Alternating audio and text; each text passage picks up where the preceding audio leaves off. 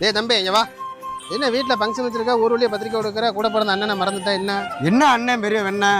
நானும் ராமேஸ்வரத்தில் அண்ணன் இருக்கான், அண்ணன் மயன் இருக்கான்னு உன் மயனுக்கு ஒரு ஃபோன் அடிச்சியா? ஃபோன் அடிச்சுக்கு நல்லா பண்ணிட்டாயா? என் மகன் என்னடா செஞ்சான்? என்ன பண்ணு அவன்கிட்டே கேளு.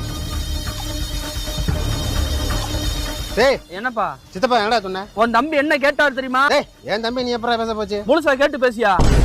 நேத்து நம்ம ஊர்ல எவ்வளவு காத்து மழையுமா இருந்துச்சு. உன் தம்பி எனக்கு போன் அடிச்சாரு. ஹலோ சித்தப்பா, சொல்லுங்க சித்தப்பா. என்னப்பா ராமேஸ்வரத்தில் ஒரே புயல் மழைன்னு கேள்விப்பட்டேன், எப்படி இருக்கிய?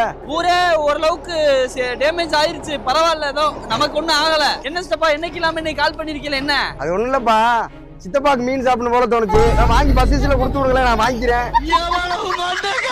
சித்தப்பா என்ன பேசுறியா? இங்க ஊரே புயல் அழிஞ்சுகிட்டு இருக்கு, உங்களுக்கு மீன் சாப்பிடணும் போல இருக்கா? போட்டு எப்படி போகும், எப்படி மீன் பிடிக்க முடியும்? போட்டு போடலாம் என்னப்பா, வள்ளத்துல சரக்கு வரும்ல, அதை வாங்கி அனுப்பி விடுங்க, நான் வாங்கிக்கிறேன். சித்தப்பா ஊரே அழிஞ்சுகிட்டு இருக்குங்கிறேன், தெரிஞ்சுதான் பேசுறீங்களா? இருந்தாலும் சித்தப்பா அப்படி கேட்டிருக்க கூடாது.